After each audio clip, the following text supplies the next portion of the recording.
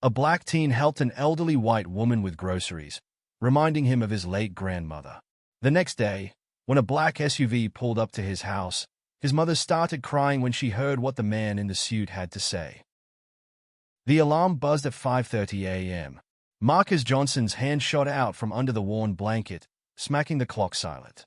His feet hit the cold floor of his bedroom, and he sat there for a moment, rubbing his eyes. The house was quiet except for the hum of the old refrigerator downstairs. "Marcus? You up, baby?" His mother's voice carried from down the hall. "Yeah, Mom, I'm up." Marcus stretched and grabbed the t-shirt hanging on his bedpost. The morning routine was always the same. In the kitchen, Sarah Johnson stood at the stove, her nurse's scrubs already on, hair tied back neat and tight. The smell of eggs and toast filled the small space. Marcus watched her shoulders rise and fall with each breath, noticed the slight tremor in her hand as she flipped the eggs. "You worked overtime again?" Marcus asked, opening the fridge to grab the orange juice. Sarah nodded without turning around. "Bills don't pay themselves, baby." Marcus pulled 2 glasses from the cabinet, set them on the table. The morning light hadn't broken yet, and the kitchen's fluorescent bulb cast harsh shadows across their faces. He remembered mornings like this with his grandmother, before she passed.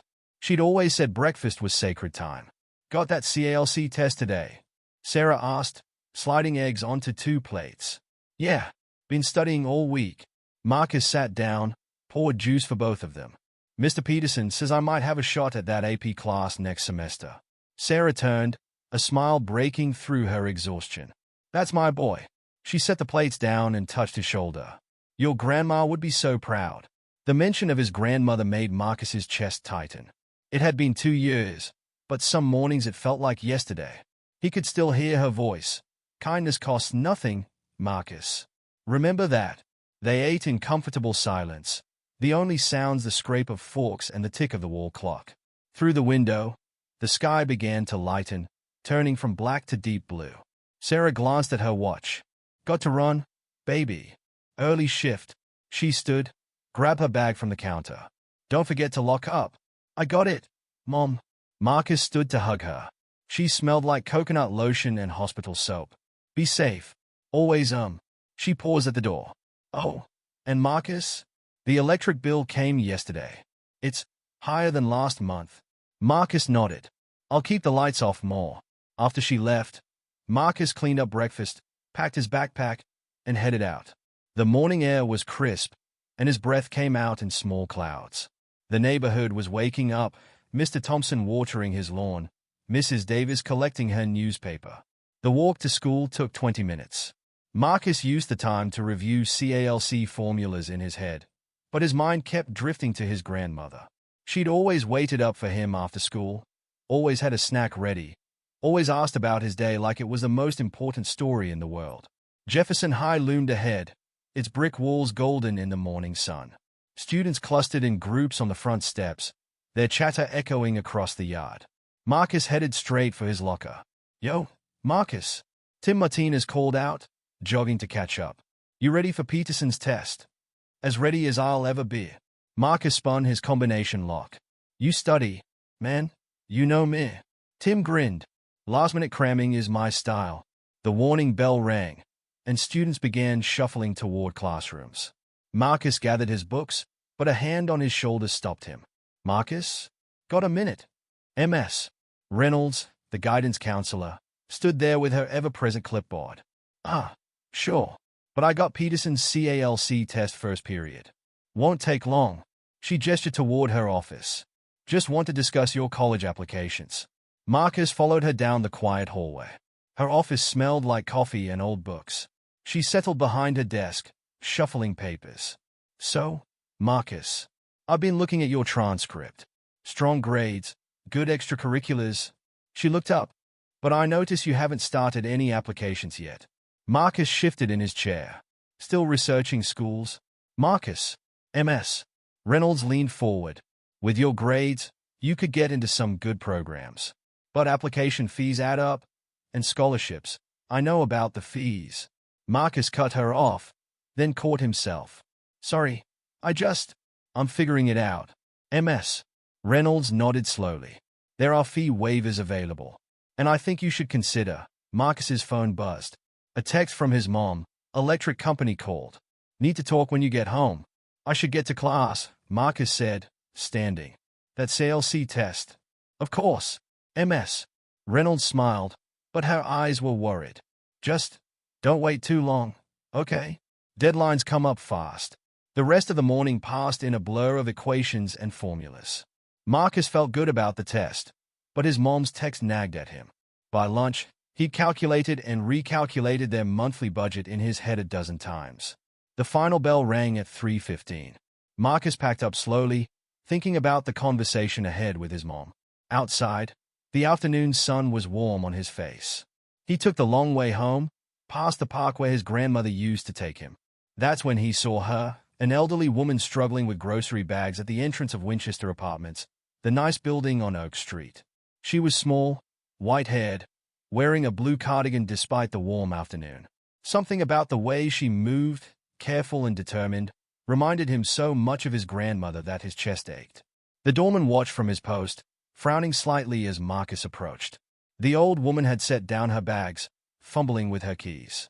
Marcus stopped a few feet away, remembering his grandmother's words about kindness. He cleared his throat. Would you like some help with those? The woman turned, startled. Her eyes, bright blue behind wire-rimmed glasses, widened slightly as she took him in. Marcus felt his shoulders tense, waiting for the usual response. The polite decline, the clutched purse, the quick step back. But then she smiled, and it transformed her whole face. Oh, young man, she said, I would appreciate that more than you know. The doorman straightened up, adjusting his uniform. Marcus pretended not to notice as he bent to gather the grocery bags. There were 5 of them, heavy with cans and produce. I'm on the 3rd floor, the woman said. The elevator's been out since yesterday. She paused. I'm Margaret Wilson. Marcus Johnson. He balanced the bags carefully. And don't worry about the stairs. I got these. As they started up, Marcus couldn't shake the feeling that this moment mattered somehow. He just didn't know why yet. The stairwell was quiet except for their footsteps and Margaret's slightly labored breathing. Marcus slowed his pace to match hers, the grocery bags heavy in his hands. You're very kind, Margaret said between breaths. Most people just hurry past these days. Marcus adjusted his grip on the bags. My grandmother always said helping others is just what you do. Said. Margaret paused on the landing, her hand on the railing. She passed away 2 years ago. I'm sorry to hear that. Margaret's voice softened. Was it sudden? Marcus nodded, focusing on the steps ahead. Heart attack. Mom found her in the garden. They reached the 2nd floor, and Margaret needed another break. The doorman's suspicious stare had followed them up, but Marcus could barely see him now through the stairwell window. Your grandmother was right, you know, Margaret said, about helping others. I used to teach, and I always told my students the same thing. You were a teacher. Marcus shifted the bags again. 42 years. High school English. She smiled. What grade are you in? Junior. At Jefferson. Ah, Jefferson. I taught there for a while. Years ago. Margaret started up the final flight. Do you like school? Marcus thought about the CALC test, about MS, Reynolds and college applications. Yeah, I do. Especially math. They reached the 3rd floor, and Margaret led him down a carpeted hallway to apartment 3C. Her hands shook slightly as she unlocked the door. The apartment was nothing like Marcus expected. Where his home was cramped and worn, this space was open and bright. Sunlight streamed through large windows, illuminating walls lined with bookshelves. The furniture looked expensive but well-used, comfortable. The kitchen's this way, Margaret said, leading him past a grand piano covered in framed photos. The kitchen was spotless, all gleaming counters and organized cabinets. Marcus set the bags down carefully. Would you mind helping me put these away? Margaret asked. My arthritis makes it difficult to reach the higher shelves. Of course. Marcus started unpacking the bags. Where does everything go? Cans in the top cabinet, please. Produce in the drawer. She watched him work. You remind me of my late husband, Thomas. Always ready to help. Marcus organized the cans by type: soups, vegetables, fruits. How long ago did he pass? 5 years this October. Margaret sat at the kitchen table. The silence is the hardest part. Do you live nearby? About 10 blocks over, on Maple. Marcus finished with the cans and moved to the produce. With my mom. And your father. Never met him. Marcus arranged apples in the fruit bowl. Mom says he left before I was born. Margaret was quiet for a moment. Life has its ways of testing us, doesn't it? Marcus nodded, breaking down the empty paper bags. The kitchen clock ticked loudly in the silence. Do you have plans for college? Margaret asked suddenly. Marcus paused, trying to figure that out. It's expensive these days, isn't it? She stood slowly. Wait here a moment. She disappeared into another room. Marcus heard drawers opening and closing. When she returned, she had a notepad and pen. I'd like your full name and address, if you don't mind. She saw his hesitation and added, I'd like to properly thank you for your help. That's not necessary, please. She held out the pen. Humor an old woman. Marcus wrote his information carefully. Marcus David Johnson, 1247 Maple Street. His phone number too, when she insisted. Thank you, Marcus. Margaret studied the paper, not just for the groceries, for taking time to talk. It gets lonely up here sometimes. Marcus thought about his grandmother again, how she'd spend hours talking to anyone who'd listen. Maybe I could help again sometime? If you need it. Margaret's eyes brightened. I'd like that very much. Back in the hallway, Margaret pressed a $20 bill into his hand. For your trouble. Really, I can't. You can and you will. Her tone was firm but kind. Your grandmother would want you to accept a genuine thank you. Marcus pocketed the money, knowing she was right. Thank you, Mrs. Wilson. Margaret, please. She smiled. And Marcus? Don't be a stranger. The walk home felt different somehow. The $20 in his pocket could help with the electric bill, but it was more than that. Something about Margaret, about her apartment full of books and photos, about the way she listened. It settled something in his chest he hadn't realized was restless. His phone buzzed. Another text from his mom. Home early. We need to talk. Marcus picked up his pace. The sun was starting to set, casting long shadows across the sidewalk. He thought about Margaret alone in her apartment, about his mother working double shifts, about his grandmother's garden now overgrown with weeds. The porch light was on when he reached home. Through the window, he could see his mother at the kitchen table, still in her scrubs, bills spread out in front of her. Her head was in her hands.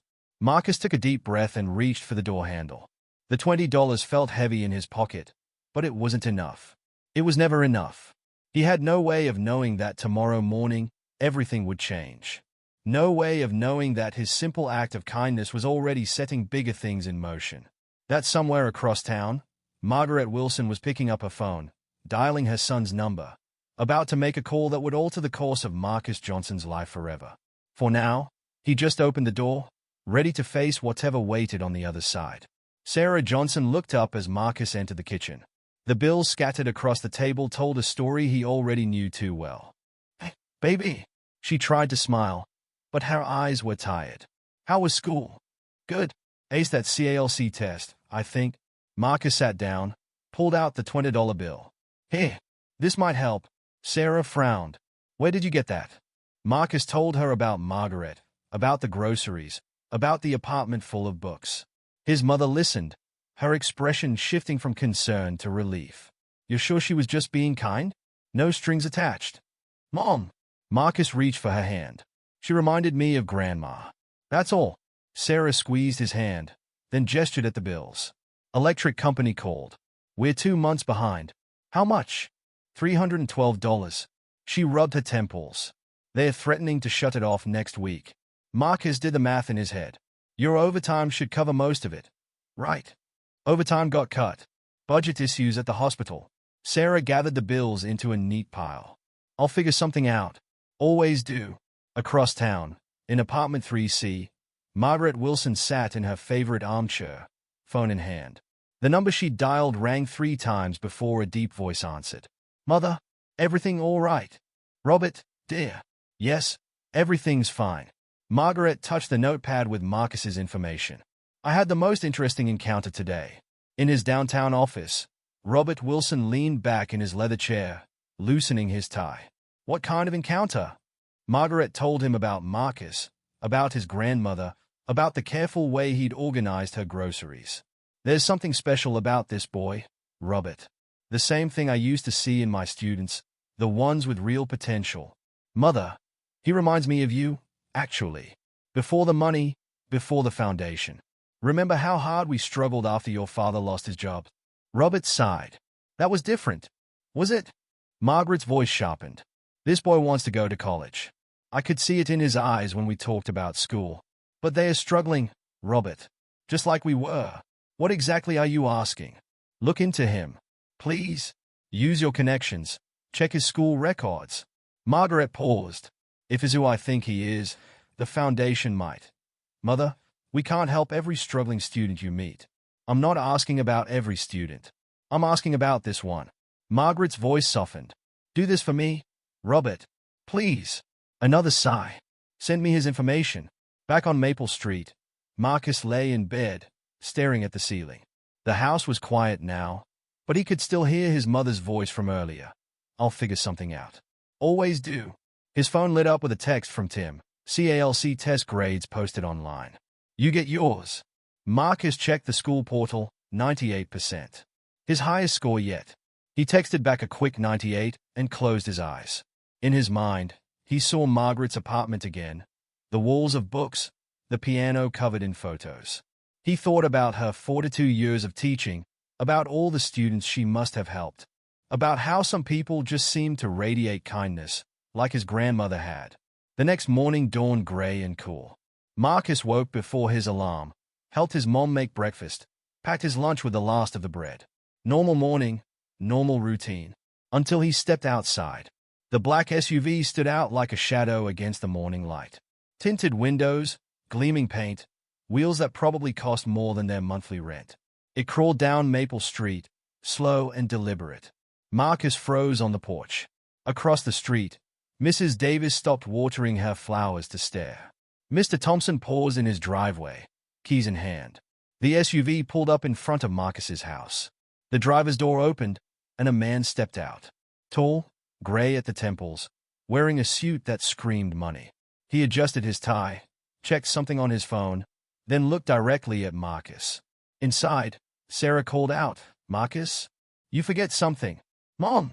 Marcus's voice cracked slightly. You might want to come out here. The man was walking up their cracked sidewalk now, his leather shoes too fancy for the broken concrete. He carried a leather briefcase in one hand, a manila folder in the other. Sarah appeared in the doorway behind Marcus. Can I help you? The man stopped at the bottom of the porch steps. His eyes moved from Marcus to Sarah and back again. Marcus Johnson. His voice was deep, cultured. I'm Robert Wilson. Margaret Wilson's son. He held up the folder. I'd like to talk to you about your future. Sarah's hand found Marcus's shoulder, gripping tight.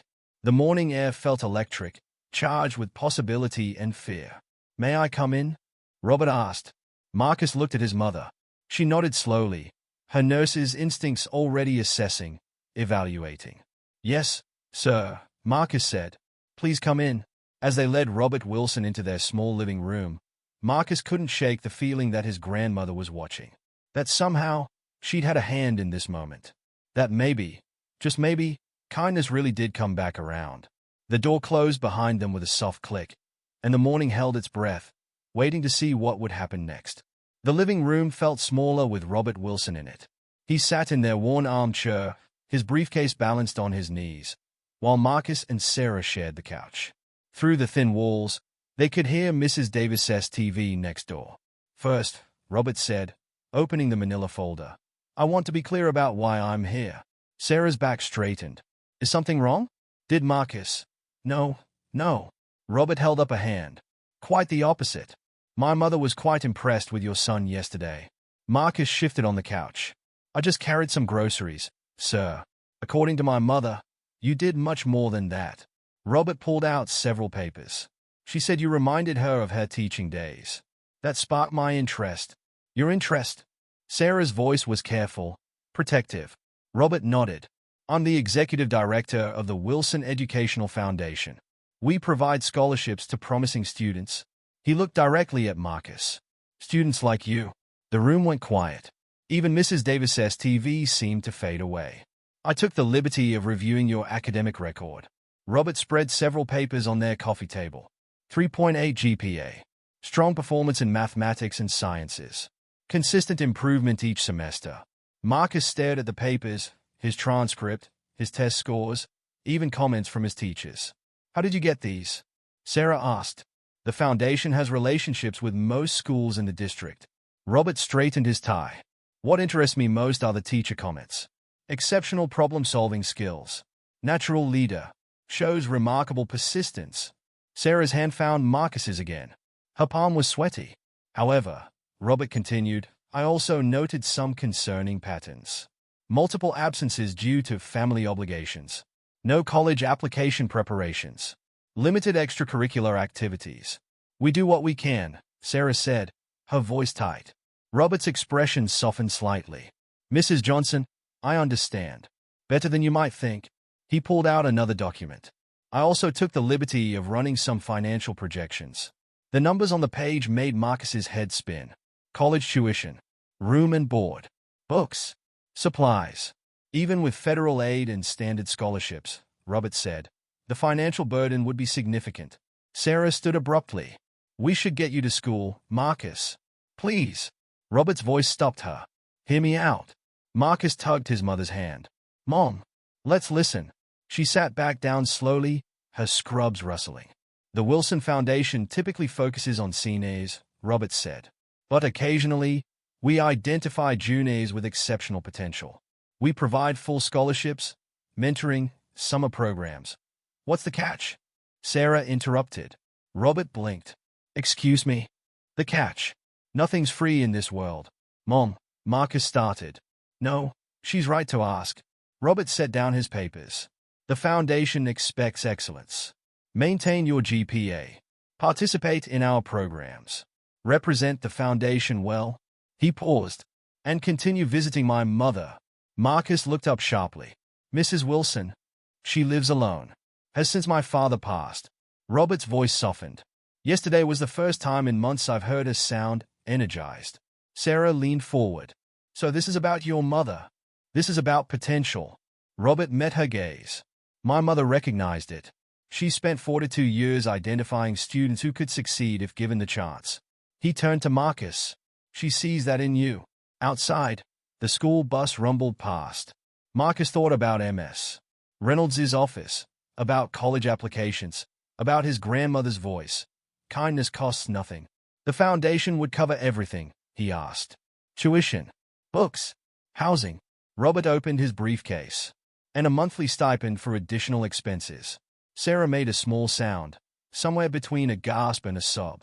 Of course, Robert continued, there's significant paperwork. Background checks. Interviews. He pulled out a thick envelope. But we can begin the process today. Marcus looked at his mother. Her eyes were wet, but her jaw was set. It's your decision, baby, she whispered. The room felt charged again. Like yesterday in the stairwell with Margaret. Like something big was shifting, changing. Why me? Marcus asked finally. Really? Robert was quiet for a moment. My mother, she's an excellent judge of character. Has been all her life. He straightened in the chair. When she called me last night, she didn't talk about your grades or your potential. She talked about how you reminded her of her favorite students. The ones who succeeded not because of their circumstances, but despite them. Sarah wiped her eyes with the back of her hand. Plus, Robert added, almost smiling, you organized her canned goods alphabetically. Marcus felt his face warm. It just made sense. Indeed. Robert held out the envelope. So, Marcus Johnson, what do you say? Are you interested in exploring this opportunity? Marcus reached for the envelope, but Sarah's hand caught his wrist. The visiting your mother part, she said to Robert. That's not required, is it? For the scholarship? No. Robert shook his head. That would be entirely up to Marcus. Marcus thought about Margaret's apartment, about the loneliness in her voice when she talked about silence, about his own grandmother, and how he'd give anything for one more conversation with her. I want to visit her, he said. Scholarship or not. Something in Robert's face changed, softened, approved. Well then, he handed over the envelope. Let's get started. Sarah stood again, but this time to get her reading glasses. We'll need to review everything carefully. Of course. Robert checked his watch. I have meetings this afternoon, but I can return tomorrow to address any questions. As he stood to leave, his height seemed less intimidating somehow, the suit less imposing. One more thing, he said at the door. Mother mentioned you're good at math. The foundation runs a summer program at the university, advanced calculus. Interested? Marcus thought about his 98% test score, about MS. Reynolds' AP class suggestions. Yes, sir. Very interested. Robert nodded, satisfied. Welcome to the Wilson Foundation family, Marcus. He paused, pending the paperwork, of course. After he left, Marcus and Sarah stood in the doorway, watching the black SUV pull away. Mrs. Davis was definitely watching from behind her curtains. Your grandma, Sarah said softly. She always said everything happens for a reason, Marcus finished. Yeah, I know. They went back inside, the thick envelope between them, full of possibilities and promises. Through the window, the morning sun finally broke through the clouds, painting their small living room in shades of gold. The kitchen table disappeared under a sea of papers. Sarah had called in sick to her afternoon shift, something she'd never done before, and now sat with her reading glasses perched on her nose, examining every line of the foundation documents. Mom, Marcus said, you've read that page 3 times, and I'll read it 4 more if I need to. She didn't look up. Devil's in the details, baby. The morning's excitement had given way to careful consideration. Robert Wilson's business card sat in the center of the table like a promise or a warning. Marcus's phone buzzed. A text from Tim. Where you at? Miss CLC. He typed back quickly. Family stuff. Tell you later. Listen to this, Sarah said, tapping a paragraph. Foundation reserves the right to terminate scholarship support if recipient fails to maintain academic standards or violates code of conduct. What exactly is their code of conduct? It's an Appendix B. Marcus had already memoized the document organization. Basic stuff, no drugs, no criminal activity, maintain good character. Sarah flipped to the appendix, muttering under her breath. The doorbell rang. They looked at each other. You expecting someone? Sarah asked. Marcus shook his head, already moving to answer it. He opened the door to find Margaret Wilson on their porch, holding a covered dish. Mrs. Wilson? He stepped back, surprised. How did you? Robert told me he visited this morning. She smiled. I thought you and your mother might like some lunch. It's my grandmother's lasagna recipe. Sarah appeared behind Marcus. Please, come in. I'm Sarah Johnson. Margaret Wilson. She handed the dish to Marcus. Still warm. The kitchen felt different with Margaret in it, less cramped somehow, despite her presence. She sat where Robert had been earlier, but her energy was entirely different. Where he had been all business, she radiated warmth. I hope Robert didn't overwhelm you, she said as Marcus served the lasagna. He can be rather intense. Sarah laughed softly. That's one word for it. He means well. Margaret accepted a plate. But he forgets sometimes that not everything needs to be treated like a business transaction. The lasagna was delicious, layers of pasta, meat, and cheese that melted in their mouths. Marcus couldn't remember the last time they'd had a home-cooked meal this good. This is wonderful, Sarah said. Thank you. My grandmother taught me to cook when I was just a girl. Margaret watched as they ate. She always said food brings people together better than words. Marcus thought about his own grandmother's sweet potato pie, about Sunday dinners that seemed so long ago now. Marcus tells me you were a teacher, Sarah asked. Margaret's face lit up. 4 to 2 years at various schools. Ended my career at Jefferson. Actually, best years of my life. What made them the best? Marcus asked. The students, of course. She set down her fork. Especially the ones like you, Marcus. The ones with fire in their eyes. Sarah straightened. Mrs. Wilson. Margaret, please. Margaret. About the Foundation's offer. Sarah hesitated. It seems too good to be true. I understand your skepticism. Margaret's voice was gentle. When Robert first started the Foundation, I felt the same way. But he remembered how hard things were for us after his father lost his job. How a few kind people made all the difference. Marcus pushed his empty plate away. Is that why he started it? Partly. Margaret smiled, though he'd never admit it. Robert prefers spreadsheets to sentiments. They all laughed at that, and something in the room shifted. The papers on the table seemed less intimidating. "May I be frank?" Margaret asked. Sarah nodded. "When Marcus helped me yesterday, he didn't just carry groceries. He listened. He cared. He showed the kind of character that can't be taught." She turned to Marcus. "The foundation can open doors, but you're the one who has to walk through them. What if I'm not good enough?" The question slipped out before Marcus could stop it. "Baby," Sarah started. "That's exactly why you are good enough," Margaret interrupted. "The fact that you're asking that question." She reached across the table, took Marcus's hand. "Your grandmother taught you well." Sarah wiped her eyes quickly with her napkin. "The foundation isn't charity," Margaret continued. "It's investment in potential. All we ask is that you use it wisely." A car honked outside, probably Mrs. Davis backing out of her driveway. The sound broke the moment's spell. "I should go." Margaret stood slowly. "But before I do." She pulled out an envelope from her purse. "These might help with your decision." Inside were photographs. Margaret in a classroom, much younger, surrounded by students. Margaret at graduation ceremonies. Margaret with former students who were now doctors, lawyers, teachers themselves. "Those are just a few of my kids," she said softly. "Some started exactly where you are now." Sarah studied the photos, her expression unreadable. "Think about it," Margaret said, moving toward the door. "Talk it over. But don't let fear of what might go wrong stop you from letting something go right." At the door, she turned back. "Oh, and Marcus? If you're free tomorrow after school, I could use help organizing my book collection." Marcus looked at his mother, who nodded slightly. "I'd like that," he said. After Margaret left, Sarah and Marcus returned to the kitchen table. The papers were still there, still important, but they didn't seem as daunting now. "What do you think?" Marcus asked. Sarah picked up Robert's business card, turning it over in her hands. "I think—" She paused, choosing her words carefully. "I think your grandma would say this is God answering prayers we didn't even know we were praying." Marcus nodded, looking at the photographs Margaret had left. All those faces, all those stories, all those possibilities. "Should I do it?" Sarah reached across the table, took his hand just as Margaret had done. "Baby, I think you already know the answer to that." And he did. He really did.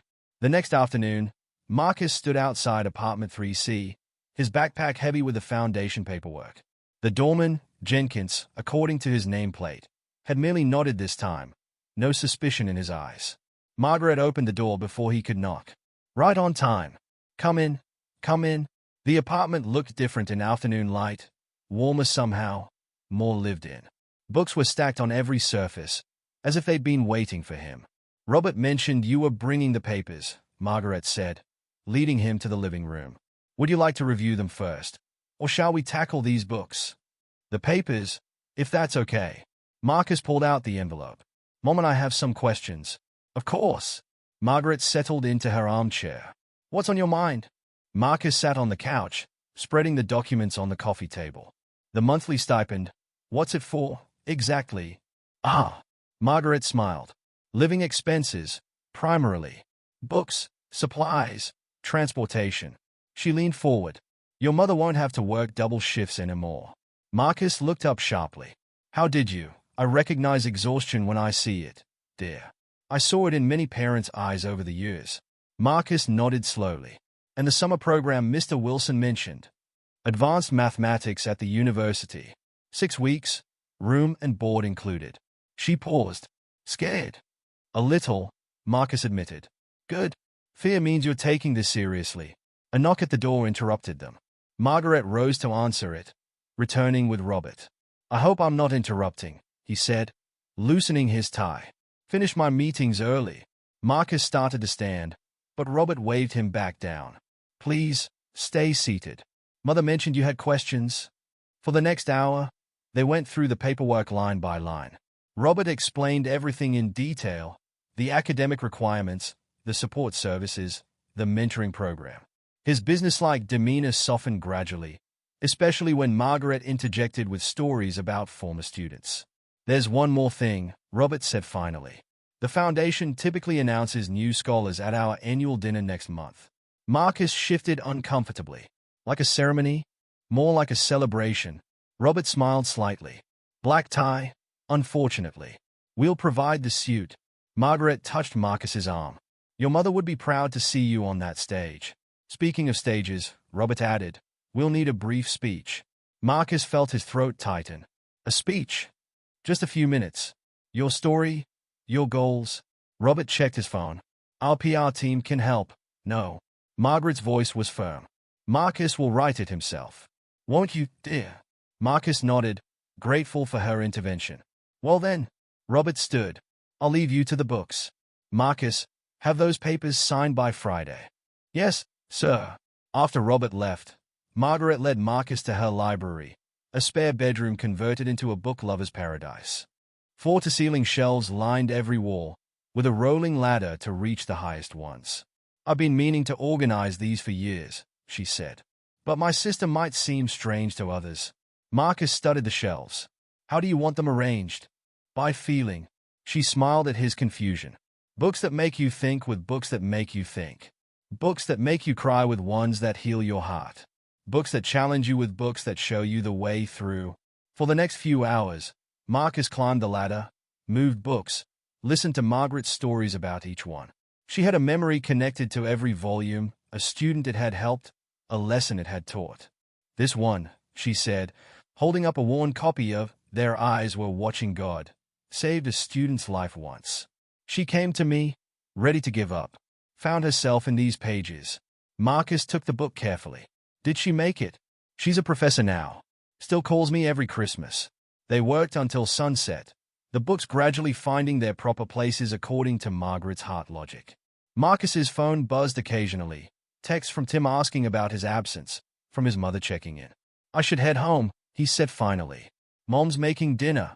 Margaret nodded, but held up one last book, a calculus text, advanced level.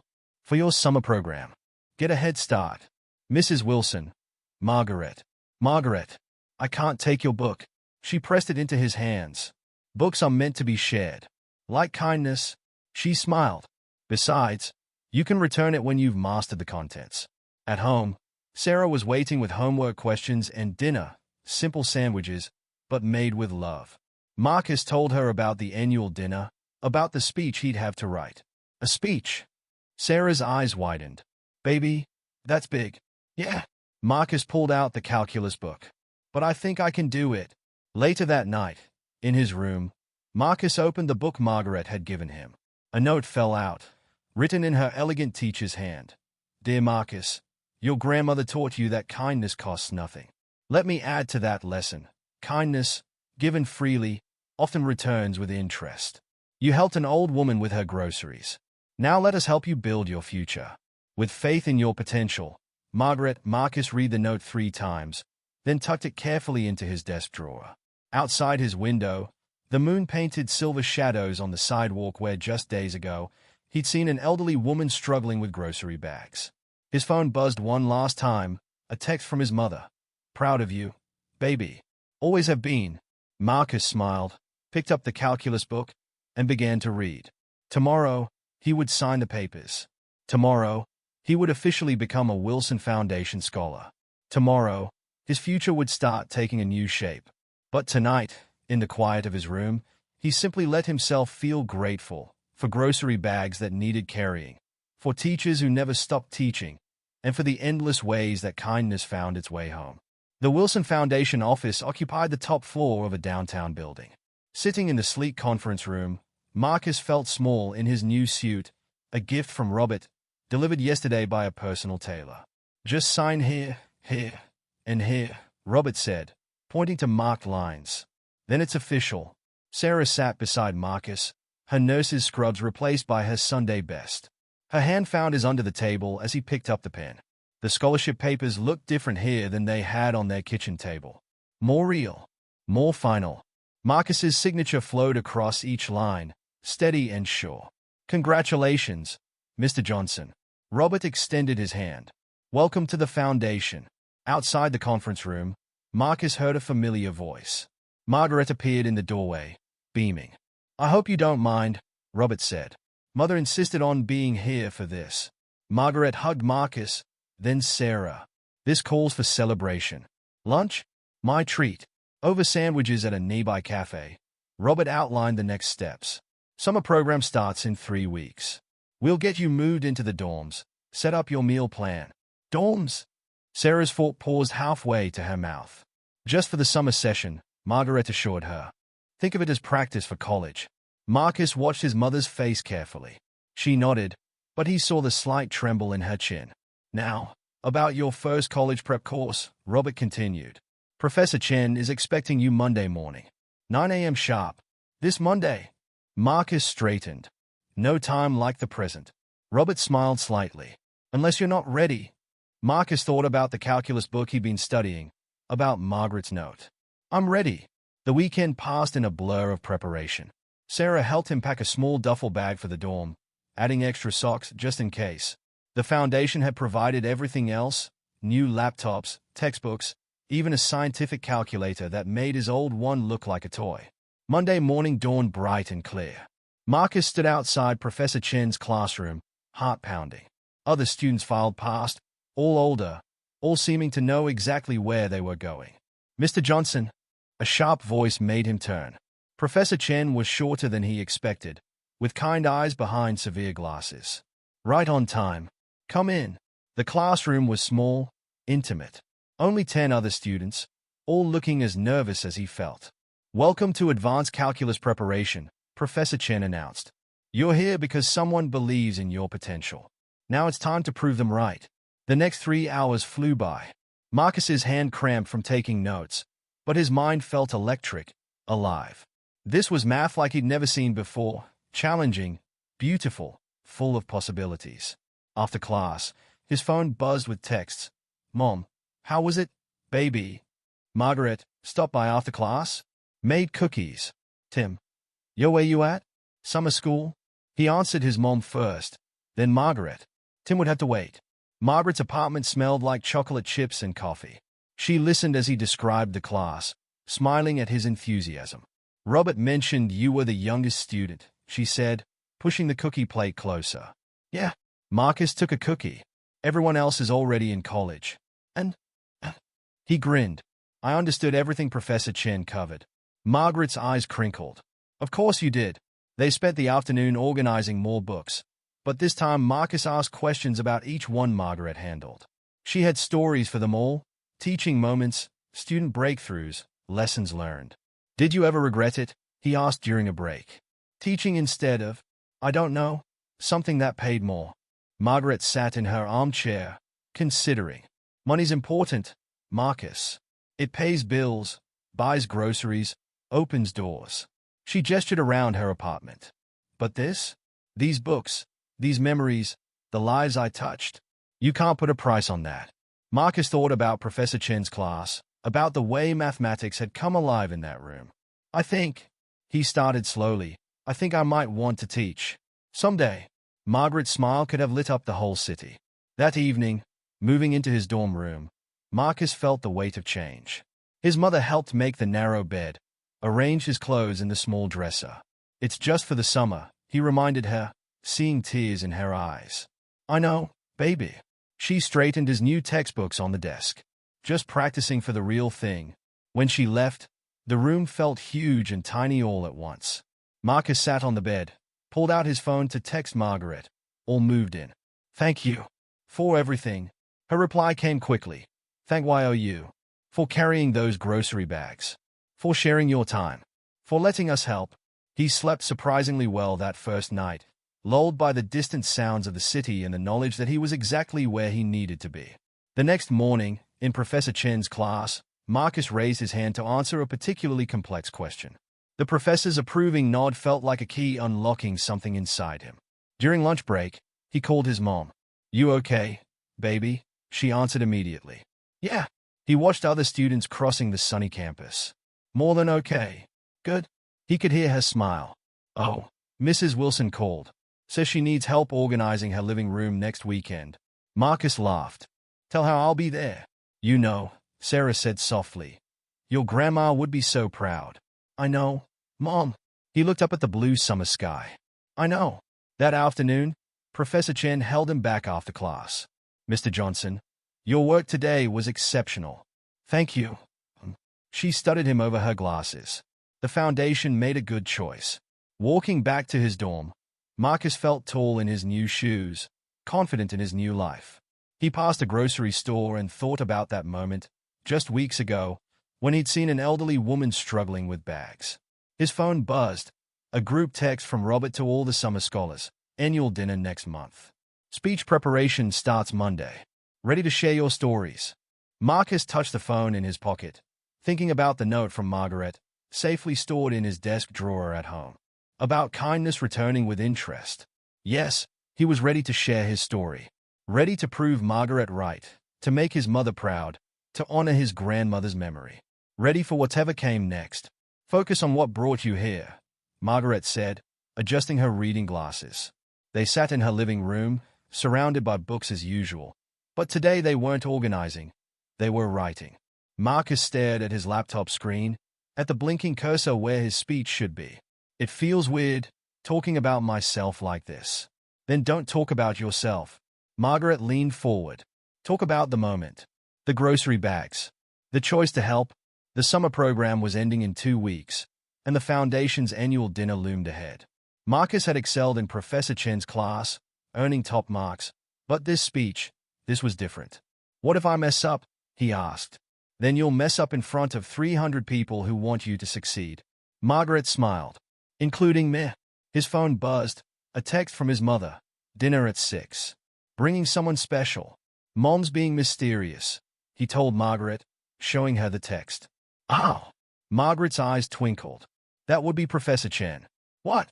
I might have suggested she join your family for dinner. Margaret shrugged. She mentioned how impressed she's been with your work. Marcus felt his face warm. Professor Chen had become more than just a teacher over the summer.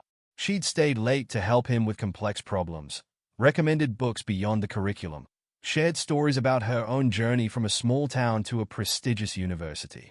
Now, Margaret said, tapping his laptop, about this speech. By the time Marcus headed home that evening, he had a rough draft. It wasn't perfect, but it was honest. Real. The house smelled amazing when he walked in. His mother had actually cooked, not just heated something up. Baby! Sarah hugged him tight. Professor Chen's bringing dessert. Margaret told me. He grinned. You two plotting something. Always. She shooed him upstairs. Go change. And baby, wear that nice shirt Robert got you. Professor Chen arrived precisely at 6, carrying a homemade apple pie. Out of her classroom, in a casual dress instead of her usual formal attire, she looked younger, more relaxed. Marcus. She handed him the pie. Your mother tells me you're considering teaching. Dinner was different with Professor Chen there. She and Sarah talked about education, about opportunities, about the changing world. Marcus watched his mother come alive in the conversation, sharing her own dreams of maybe going back to school someday. The Foundation has an adult education program, Professor Chen mentioned casually. For parents of scholars. Sarah's fork paused. Really? I'll have Robert send you the information. After dinner, while Sarah and Professor Chen talked in the kitchen, Marcus worked on his speech. The words came easier now, flowing from his fingers. 2 months ago, I saw an elderly woman struggling with grocery bags. I didn't know that helping her would change my life. I didn't know that kindness could open so many doors. The next morning, back at Margaret's apartment, he read her the draft. Well, he asked when he finished. Margaret wiped her eyes. It's perfect because it's true. They spent the afternoon with technology instead of books. Margaret wanted to learn how to use the tablet Robert had given her. Show me how to do the video calls again, she said. For when you're away at college. Marcus walked her through it patiently, just as she'd walked him through calculus problems when the summer program got tough. You're good at this, she said. Teaching, had good examples. His phone buzzed. Professor Chen. Final grades posted. Check your portal. Marcus logged in, held his breath. There it was, A+. Margaret read the grade over his shoulder and hugged him. Never doubted you for a moment. That evening, the Wilson Foundation office buzzed with activity. All the summer scholars were there for a dress rehearsal of their speeches. Marcus sat in his new suit, watching others tell their stories. Robert stood at the podium, looking less intimidating than he had that first morning in the black SUV. Remember, these speeches aren't just about you. They're about hope, about possibility, about kindness coming back with interest, Marcus finished quietly. Robert smiled, actually smiled. Exactly. When it was Marcus's turn to practice, he saw his mother in the back row. She'd come straight from her shift, still in scrubs. Next to her sat Margaret and Professor Chen. 2 months ago, Marcus began, his voice strong and clear. I saw an elderly woman struggling with grocery bags. The words flowed better than they had on paper. He talked about his grandmother's lessons on kindness, about Margaret's books and stories, about Professor Chen's guidance, about his mother's sacrifices and strength. When he finished, the room was quiet for a moment. Then Sarah started clapping, and everyone joined in. That, Robert said, is exactly what these speeches should be. Later, walking to Margaret's car, she'd insisted on driving them home. Marcus felt different. Taller maybe, or just more sure of himself. You know what this reminds me of? Margaret said as they drove. My first year teaching. That moment when you realize you're exactly where you're supposed to be. Sarah, in the back seat, squeezed Marcus's shoulder. At home, before Margaret left, she handed Marcus another book. For after the summer program. When you're thinking about what's next, it was a teaching manual, old, well-loved, filled with her notes in the margins. Mrs. Wilson, Margaret. Margaret. He held the book carefully. Thank you. For everything. She touched his cheek, just like his grandmother used to do. Thank you, Marcus Johnson, for carrying an old woman's groceries. That night, Marcus added the teaching manual to his growing collection of books. On his desk, next to his laptop, sat the speech he would give in 2 weeks. The words weren't just about him anymore. They were about all of them. Sarah, Margaret, Professor Chen, even Robert. They were about kindness, and how it could change not just one life, but many. His phone lit up one last time, a group text from Robert to all the scholars. 2 weeks until the big night. You're all ready. More than ready. Marcus looked at the message, then at the books on his desk, then at his reflection in the window. The person looking back at him wasn't the same one who had helped an elderly woman with her groceries 2 months ago. He was more now. Better. Stronger. And he was just getting started.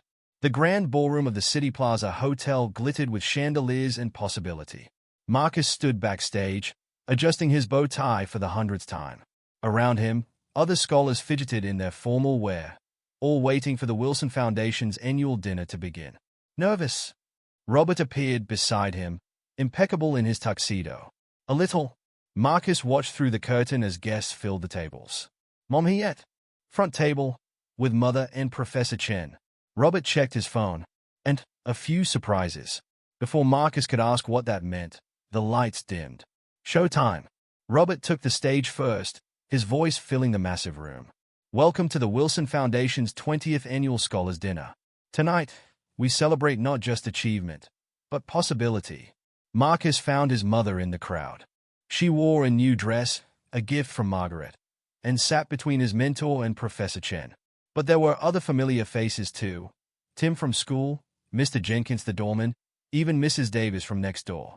Our first speaker, Robert continued, is a young man who reminds us that the greatest journeys often begin with the smallest acts of kindness.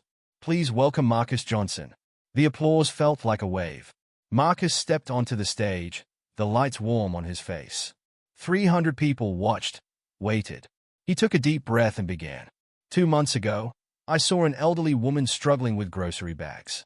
I didn't know that helping her would change my life. I didn't know that kindness could open so many doors. The words flowed just as they had in practice, but they felt different here. More real. More powerful. He told them about his grandmother's lessons, about Margaret's books, about his mother's strength, about Professor Chen's guidance and Robert's belief in potential. But this story isn't just about me, he continued. It's about all of us. About how one moment of connection can ripple out and touch countless lives. About how kindness, given freely, returns with interest. In the audience, Margaret wiped her eyes. Sarah sat straight and proud. Professor Chen nodded encouragement. My grandmother used to say that everything happens for a reason. 2 months ago, I helped carry some grocery bags because she taught me that kindness costs nothing. Today, I stand here because Mrs. Wilson taught me that kindness is an investment in the future. Tomorrow, he paused, looking at all the faces that had become part of his story. Tomorrow, I hope to teach others the same lesson." The applause was thunderous. Marcus saw Robert mouth perfect from the side of the stage. Back at his table, the surprises Robert mentioned became clear. Mr. Thompson from his street was there, and several of his teachers from Jefferson High. Even Ms. Reynolds, the guidance counselor who'd first talked to him about college. "Proud of you, baby," Sarah whispered, hugging him tight. Throughout dinner, people stopped by their table to congratulate him. Professor Chen discussed his fall class schedule. He'd be taking college-level courses his senior year. Robert talked about internship possibilities. But it was Margaret who pulled him aside during dessert, leading him to a quiet corner of the ballroom. "I have something for you." She handed him an envelope. Inside was a black and white photograph, Margaret as a young teacher, standing in front of Jefferson High. "That was my first day," she said. "I was terrified, excited, certain I would change the world." She smiled. "Turn it over." On the back, in her elegant handwriting. "To Marcus, may you always remember that teaching, like kindness, changes lives one moment at a time. Your journey begins now. With love and faith, Margaret." "Mrs. Wilson, Margaret." "Margaret." He hugged her carefully. "Thank you." Back at the table, Robert was making plans.